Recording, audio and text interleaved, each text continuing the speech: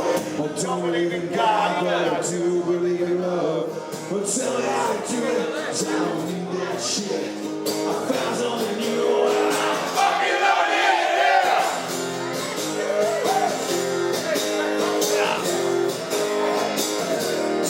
A lot of things that I wanted, I never could get, yeah. Little closer now, but they're not mine yet. Go straight to paradise.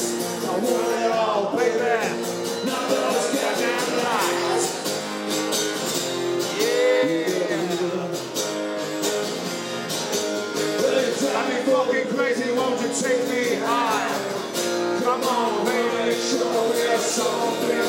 Whoa, wild and wonderful. Whoa. Wild and wonderful. Alright, I got the good time blues. Yeah. When I don't flow, I stay on my own rules. Oh. Baby, let me show you something. Something I love. I learned out of school.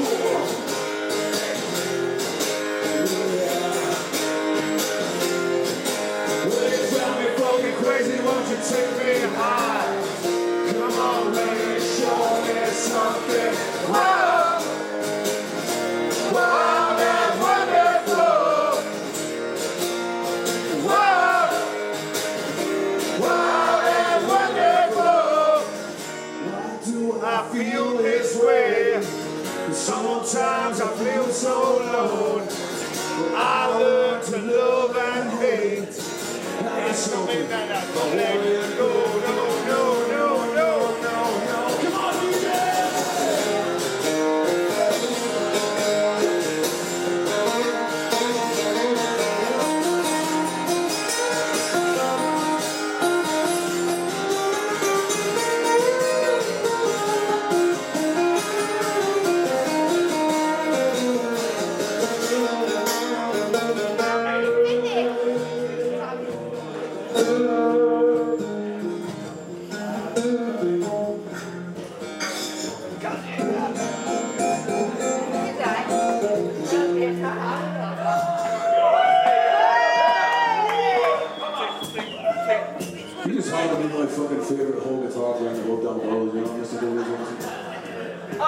You drive me fucking crazy. It's funny how your past can come back and haunt you. Obviously wrote this song, Jesus, 25, 26 years ago. And my little girl, who's almost 8 years old, is sort of asking to hear stuff that Dad did. So, we go on YouTube and she saw the video from Donington and she goes, oh, what's that song? And I was like, you don't want to hear that, honestly, you don't want to hear that. And I'm sort of trying to educate her not to swear and, be polite and be a good kid. And of course I had to show her the video and she looked at me and she went, fucking hell. Says you dropped me Sylvester, the Pussycat is in that cartoon with the son. I was like, oh my father, the shame of it. She goes, Dad, you used to swear a lot back then. And she goes, do you still swear now? And I was like, only when you make me. But also this song is a song that kind of got me out of trouble as well. Many, many years ago it kind of all went a bit to shit for me and I was living in Dublin, broke, really broke, selling guitars to pay the rent. And I ran out of guitars to sell, I was in a mess and was just doing shit I shouldn't have, all my own fault, nobody else's fault but my own. Dug myself a very deep hole and didn't know what to do, and I hadn't had a real job since I left the farm when I was like 19 years old. Which is one thing Dana and I both have in common, we're both the sons of chicken farmers. It's not a joke. That's some real shit he's talking about right there. So I'm hitting 30, no record deal, the almighty split up, no management, no nothing, broke, Dublin. I gotta go get a job, and a good buddy of mine owned a catering company, and he said, look, I'll give you a job, you know. Cooking chicken? Van around Dublin. You know, 300 quid a week, cash in hand. Get you back on your feet. So I start driving this van around Dublin, which was great because I got to know Dublin City really well. And I'm delivering like sandwiches and food to all these sort of high-end attorneys and solicitors' offices in Ballsbridge, in a very posh part of Dublin. And I'm driving one day, and I pull up outside this huge solicitor's office in Dublin. And I walk out with a tray of sandwiches. I'm about to walk in, and there's a young lad outside having a cigarette on a cigarette break, and he sort of clocks me.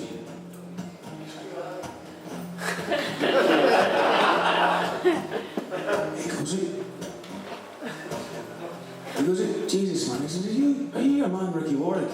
And I was like, yeah. He goes, what the fuck happened? I said, I don't know. Please tell me if you find out. So I went in and I delivered the sandwiches and sort of came out thinking, fuck, what the fuck did happen? You know, I need to fucking sort my life out here. And the funny thing is, when shit like that's going on, people, you know, it's before internet and stuff like that, they didn't really know. And a day later, I got an invitation to the Irish Music Awards in the post. Didn't have fucking two bob in one together, but me and my girlfriend went at the time. And it was free drink and it was, you know, hanging out backstage and kind of started to feel a little bit better about myself. Well, hanging out backstage with my girlfriend, there's these two really pretty girls and they're pointing over at me and they're smiling and they keep pointing and I'm like, oh, Ricky boy, you still got it, you know. They recognize you. It feels so good, you know.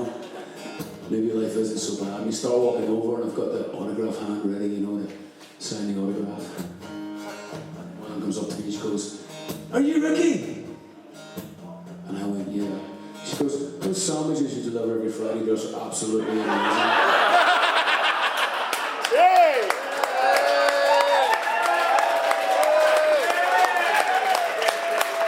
So fucking wild! That's a true story. Fucking yes! Well, what happened was I was about to get evicted from the house. You know, and it gets weird, I can fucking tell you, I mean, most of you know a good mate of mine is Joe Elliott from Def Leppard, and Joe's been very good to me. Joe believed in me and helped me record the first album I made, Tattoos and all that. Sorry, Dan, am I going on too much here? Am I boring you? Carry on, but this is the truth, you know. Joe would say, I know you got no money, do you want to come out on a Friday night? And there was one night, I was out with me, Joe, Ronnie Wood, and Ian McLagan from The Face. And they dropped me off in the limo at 9 o'clock on the Monday morning. And I went straight into the unemployment office to pick up my fucking check. The guy I know in there, and he's like, oh Jesus, Ricky, how's it going, big man? What were you up to last night? I was just out for a few pop lines. Sean, you know what I mean? What I'm trying to say, life is beautiful, and you know, your situation's your situation. At the end of the day, you're to blame for where you're at. Nobody else is, and only you can turn it around. And it's really up to you. If you believe strong enough, you can make everything all right. Jesus Lord!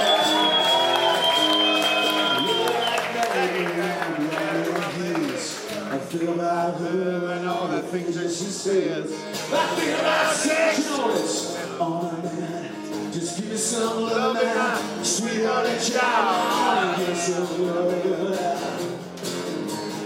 Give me some love now. Give me some love now. Give me some love.